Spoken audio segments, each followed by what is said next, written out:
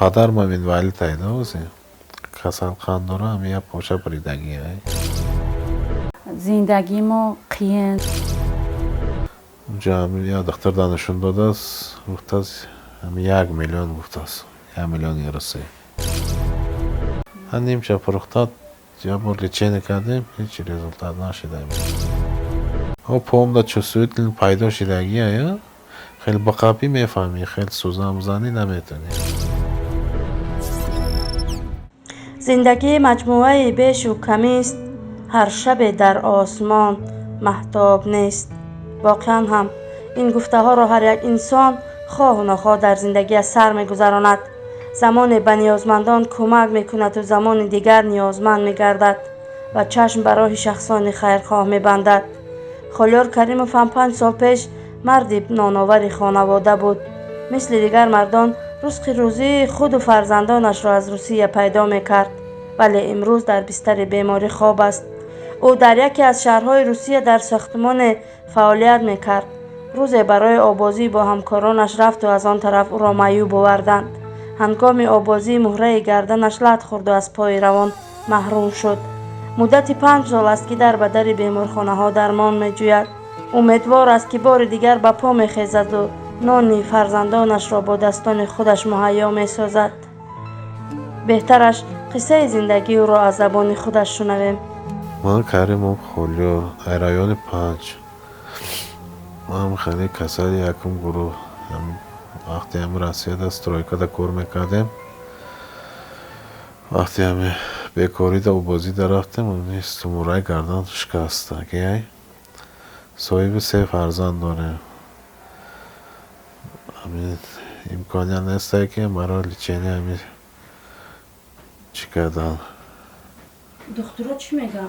دخترها اینجا دا هم چی دا فروخته همینجا چی کردیم میشه میگن که هیچ رزولتات نیسته هم فقط هم دکمنت ما راسیه روی کردم اونجا هم یه دختر دانشون داده است گفته است هم 1,000,000 گفته است 1,000,000 یورو برای هم مجبور شدیم همین شما دا زنگ زده همین یاردن پرسیم گفتیم همین یا کم است در آسیا هم پدر مامین ولی تایده واسه کسل خاندورا هم یه پوشه پریدگی های همین یاردم کرده است برای خوراک و بعد همین غلطیدن دیگه هم خوابیم دیگه خب در 5 خانه داره؟ خانه داره مکان خانه شخصی داره؟ خانه شخصی داره ما هنیم چه پرختاد یا بولی چه نکردیم هیچی رزولتات نشده اینجا دا هم بانسوی بالغ دا اولامی تیپ دا خوب شده چی کردیم هیچی رزولتات نشید. تشخیص چی میگن؟ تشخیص هم ریابیلیتاس فقط فیزیکی هم نمیگن یکی جدا نیسته در تاجیکستان دا مثلا هر مقصد آسیب دیدگی نیست؟ چی دیدگیه؟ لات خوردگیه کندگی نیسته؟ نه کندگی نیسته او پوم دا چه سویتل پیدا شدگیه خیلی بقاپی میفهمی خیلی سوزن زنی نمیتونی دستارم کور نمیکنه یا تاش کور میکنه یکی قپیده نمیتونه یه چیزا